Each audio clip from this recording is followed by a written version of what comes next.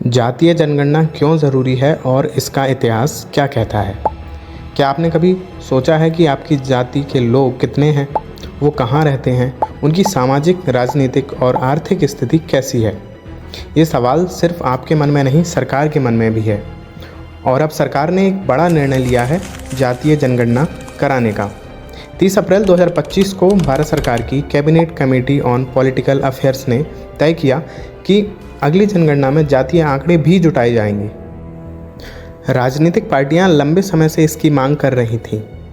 कुछ राज्य जैसे बिहार, कर्नाटक और तेलंगाना ने अपने स्तर पर सर्वे करवाया, लेकिन वो सर्वे पूरी तरह प्रमाणिक नहीं माने गए। अब जब केंद्र सरकार खुद जातीय जनगणना करवा रही है, तो उम्मीद की जा सकती है कि आंकड़े अधिक विश्वसनीय और व्यापक होंगे। लेकिन सवाल उठता है, जनगणना होती क्या है और इसकी शुरुआत कब हुई थी? तो भारत में पहली बार जनगणना का विचार ब्रिटिश काल में आया। सन 1872 में पहली बार कुछ इलाकों में जनगणना की गई। 1821 में पूरे भारत में पहली बार जनगणना कराई गई थी। उस समय से लेकर 1931 तक हर जनगणना में जातीय आंकड़े भी लिए जाते थे, लेकिन 1941 में द्वितीय विश्व युद्ध के समय ब्रिटिश सरकार ने कहा कि उनके पास संसाधन नहीं है, इसलिए जातीय जनगणना बंद कर दी गई। भारत आज़ाद हुआ, संविधान बना।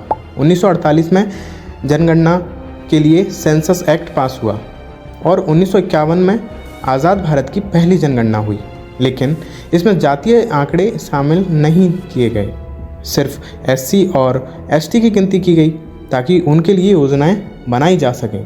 उसके बाद से हर 10 साल में जनगणना होती रही, लेकिन जातीय आंकड़े नहीं लिए गए।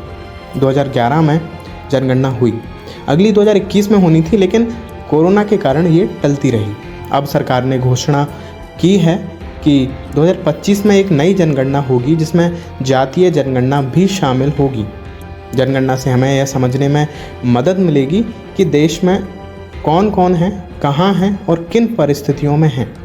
नीति निर्माण, आरक्षण, योजनाएं, सभी के लिए यह आंकड़े ज़रूरी हैं। और साथ ही भारतीय संविधान में वर्णित सामाजिक न्याय का सिद्धांत, उसके लिए भी जातिगत जनगणना ज़रूरी है। तो अब देखना होगा कि 2025 की यह जनगणना भारत के सामाजिक ढांचे को कितनी पारदर्शिता के साथ सामने लाती है।